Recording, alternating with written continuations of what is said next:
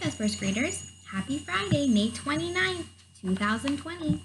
I hope you had a great week. It's finally so nice and warm out. I hope you got to play outside and do a couple of those things that I sent you to help around your home and to do some exciting things outside. I don't have any thing to share with you from our other first grade friends. However, on Monday, June 1st, we are going to have another supply pickup, which I just thought of. It's the final one at the Ryder Bus Loop from 11:30 to 12:45. If you have any library books, that would be a good time to bring them back. And then any of the readers, which would be the Greenfern Zoo and the one we did before that I can't think of right now. If you want to return those, you can. Do not return Grace. We're going to keep working on that. You can bring it next year or you can just hold on to it, but it doesn't need to come back on Monday. Just the ones that we're not using anymore, you can bring those back. So just a reminder, Monday, June 1st, we are having another pickup. I forgot about that. All right, let's get started. We're going to review our sight words. I'm going to say it and then you're going to say it. Have, and, each, words, as, we, and today is a free choice. So you can do shaving cream, you could do glow glue like Madison did. You can do something that we did earlier in the week. It's up to you. All right, so we started reading our new story yesterday. This one was about the picnic and the ants. We're going to reread it today and then go back and answer the questions that we didn't get to yesterday. So I want you to pause my video. I want you to read this story to someone at home or to yourself. If you can't remember the story or the words, please go back and watch my video from yesterday. All right, so go ahead and pause and then read this story to someone. All right, now that you reminded yourself what that story is about, go ahead and let's answer the questions in our kitty workbook, The Picnic by the River. All right, and I'm just going to write it because I don't have a kitty workbook at this time. So the first question says, what was in the picnic basket? So I'm restating their question by saying the picnic basket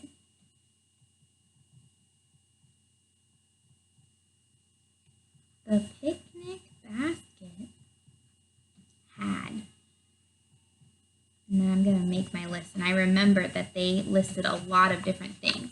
So this is what you're writing on the first line. The picnic basket had.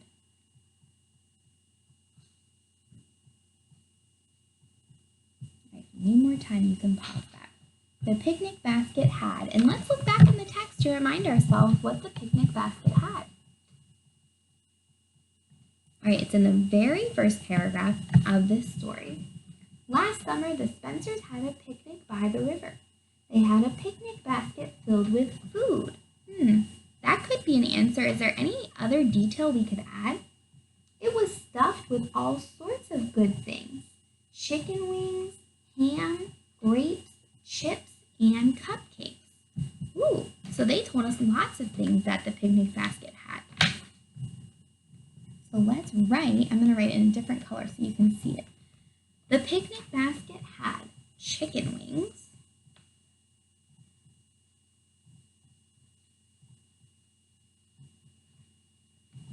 it had ham, grapes. Ooh, I like the word grapes because it has a magic E. Chips and cupcakes. This is a right there question. It's directly in the text. So the picnic basket had chicken wings, ham, grapes, chips, and cupcakes. All right, go ahead and pause my video so you can fill that in with me. All right, let's look at question 2. Where had the Spencers set down their picnic basket? Oh, I remember this perfectly. It's the whole plot of the story. So I'm going to restate my question. The Spencers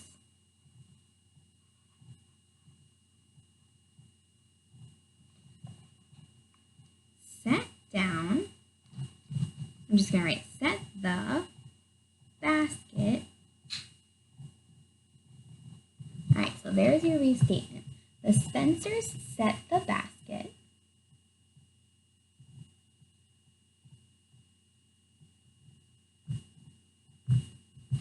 And I really know the answer, but I want to make sure that I'm correct, and I'm going to go back in the text to remind myself.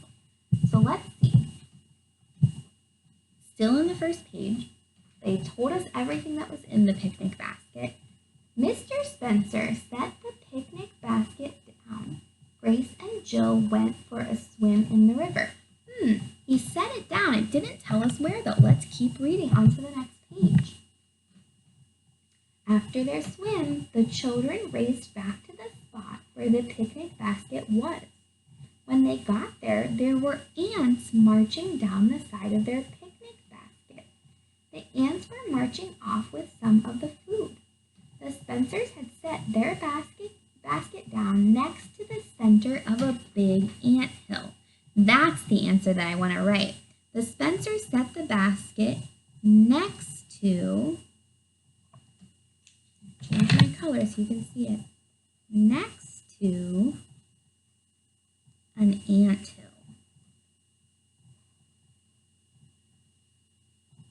Remember, that's the whole problem and solution of the story. The ants eat their food. I'm going to take it away, so go ahead and pause it so you have that on your paper as well. All right, let's look at question 3. They know you're getting really good at writing because there's all fill in the blanks today. All right, question 3. Why was the food in the picnic basket safe from the ants? Okay, so my first step is to restate my question. They're asking me why was the food safe? So I'm not just going to say because ants don't like it or whatever my answer is. I'm going to restate their question. Just like in morning meeting, whenever we answer a question, we restate what the question was. So my restatement is the food was safe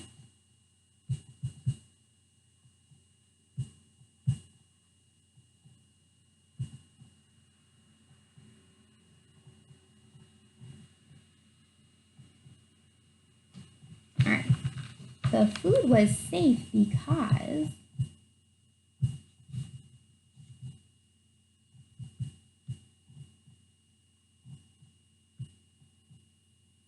I'm going to pause it, or go ahead and pause it so I can take it away. All right, I need a reminder. The food was safe. Why? Maybe the ants were allergic to it? All right. It's on the same page where the last answer was. Yikes, shouted Grace in a loud voice. Who asked those ants to the picnic? Mr. Spencer picked up the picnic basket and brushed off the ants. Much of the food was in plastic bags, so it was safe from the ants. Grace and Jill rinsed off the grapes after they brushed off the rest of the ants. Okay, so why was the food safe? What was it in? Good, it was in plastic bags.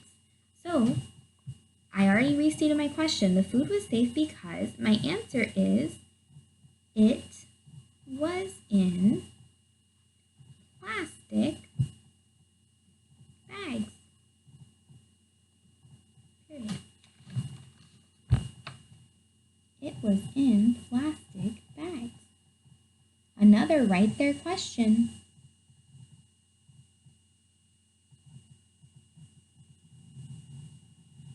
All right, I'm going to take it away, so pause it if you need more time. All right, let's move on to the last question. What did Grace do for the ants at the end? All right, so I'm restating my question. At the end,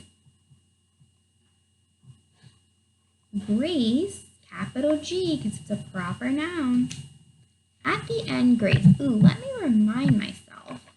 Okay. At the end, Grace.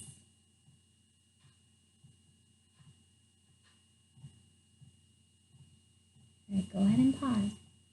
At the end, Grace, what did she do? So they eat their lunch. They pack it up. Not yet, said Grace, and glanced back at the anthill. She smiled and slipped some bits of cupcake and ham into her pocket. Then she ran to the anthill. She set the bits of cupcake and ham on the ground next to the anthill. There, she said, that will be lunch for the ants. I think ants are cool when they are not crawling on our basket. So what does Grace do?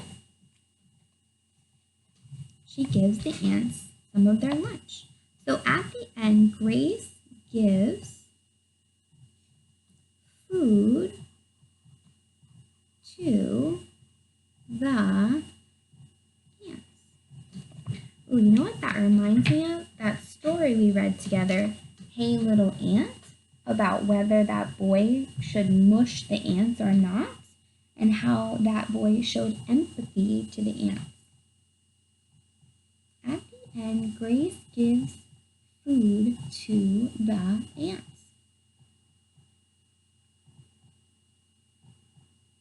All right, go ahead and pause because I'm going to move on. Okay, excellent work. Good job, guys.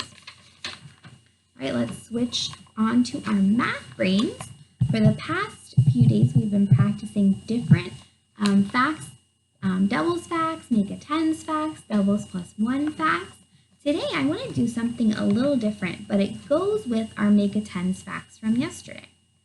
So, whenever we talked about fact families and related facts, we talked about how the answer to an addition problem could then become the beginning part of a subtraction problem.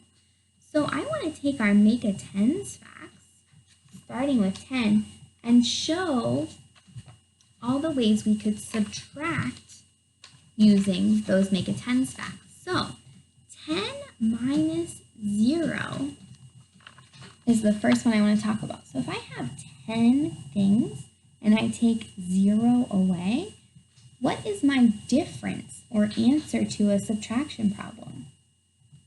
It's 10, right, very good. Just like my make a tens fact is 10 plus 0 equals 10. Oh, look at that. This is a related fact. It's using all three of the numbers in a fact family. All right, let's do another one. So if I have 10 and I take 1 away, let me quickly jot down a number line, which you can do any time to help yourself with subtraction. All right, so if I have 10 and I take 1 away, how many do I have? 9, very good. Ooh, and that reminds me of my make a tens fact of 9 plus 1 equals 10. Oh, look at that. So I have 10 minus 1, 10 take away 1, and that gives me 9. Just like our make a tens fact, 9 plus 1 equals 10. Very good. Okay, let's keep going. So I just did 0, 1, now let's do 2. 10 minus 2 equals, so I'm going to put my marker on 10 and take 2 hops. 1, 2. All right, so what's my difference or answer? 10 minus 2 is 1, 2. What is it? 8. And that is just like my make a tens fact of 8 plus 2 equals 10. Take a look at that. This is why we work so hard to memorize our make a tens fact, because if you have that memorized, boom, automatically you know the subtraction problem. All right, let's keep moving. Next is 3. 10 minus 3 equals, let's put our finger on the 10 and take 3 hops back. 1, 2, 3 equals what? 7. Very good. 10 minus 3 equals 7. And that reminds me of my make a tens fact for 7, which is 7 plus 3 equals 10. Good job. All right, let's move on to 4. 10 minus 4 equals what? So now all you have to do is think, 4 plus what gave me 10 from yesterday? 4 plus what gives me 10? And let's subtract. Let's start with our number line. 10 minus 1, 2, 3, 4 gives me 6. Very good. So, just like my make a tens fact, 4 plus 6 equals 10. You got it. All right, we're going to do one more and then we'll finish the rest on Monday. I want to talk about another data thing. All right, great job. So I just did 10 minus 4. Let's do 10 minus 5. Ooh, and we all know this one because it's also a doubles fact. 5 plus what gives me 10? 5. Nice job. So 10 minus 5 equals 5. And my make a tens fact is 5 plus 5 equals 10. Ooh, nice. Love this. Okay, let's pause and we're going to finish that on Monday together because I want to talk about another graphing tool. On Tuesday, we talked about pictographs, and that's graphs using pictures to show the value. Yesterday, we talked about bar graphs, and that shows the value using different heights of the bar. Now today we're going to review tally marks. You know in our classroom we use tallies for our team goals and team tally winners, but I want to practice counting tallies. We know that 1, 2, 3, 4 slash is equal to 5 tallies, 5 things. So whenever I see this with the slash, I can just skip count by 5s. So let's skip count by 5s 2 times. Ready? 5, 10. Good job. So these two together are equal to 10. Now I have some tallies over here that don't have any slashes. They're just equal to 1 each. So I'm going to keep 10 in my brain, and then I'm going to add these 3 others. So 10, 11, 12, 13. Very good. So these tallies are all equal to 13. 5, 10, 11, 12, 13. Very good. All right, let's do the same thing. I see flashes on 3 and then 1 extra. So let's skip count by 5 3 times. Ready? 5, 10, 15. Good job. And we have 1 more. So when we count on from 15, we get 16. Excellent. All of these tallies are equal to 16. All right, here's another that has all 5 tallies and 2 more. So I just need to skip count by 5 1 time. 5. And then count on 2 more. 5, 6, 7. That is equal to 7. Now look at this one. I don't see any slashes there. All I'm going to do is count by 1s. 1, 2. That one's equal to 2. There may be a team that only earned 2 tallies. That's what this would look like. All right, beautiful work. So here's a tally chart that has to do with the number of pets at a pet store. So I see mice, birds, frogs, and fish are the categories, And then this is the information on how many of them there are. This is the data. So let's skip count by 5s to find out how many mice are at the pet store. You with me? 5, 10, and then we have 2 more. 11, 12. There are 12 mice, or Ava taught me that little mice are called pinkies. There are 12 mice at the pet store. Good job, guys. Let's go on to birds. So one of these is equal to 5. And now let's add on 5, 6, 7, 8. 8 birds. Very good. All right, how about the frogs? Ooh, the frogs only have sets of 5. They don't have any extras over here. Let's skip count by 5s together. Ready? 5, 10, 15. If you're finding that your brain is a little rusty on skip counting by 5s, you could go back to one of our fun videos that we do with our yellow folders and practice skip counting by 5s. There's a lot with that. All right, so 15 frogs. And finally, fish. Let's skip count by 5s to count the fish. 5, 10, 15, 20. Good job. And one more is 21. All right. Oh, my mom is kind of in the way there. 21 fish. All right, looking at my tally chart, how many, or which animal does the pet store have the most of? Which animal does the pet store have the most of? Fish. Very good. Okay, ask yourself this question. Which animal does the pet store have the least? Birds. Very good. Okay, beautiful work. We're going to keep practicing our data and graphing. You did a really good job. And I'm going to send you some links that you can work on. You don't have to do it today because today was a pretty long lesson, but maybe on Saturday or Sunday. And I'm going to post another Harry Potter video. I hope you're enjoying that. I am loving doing it. So I will talk to you on Monday.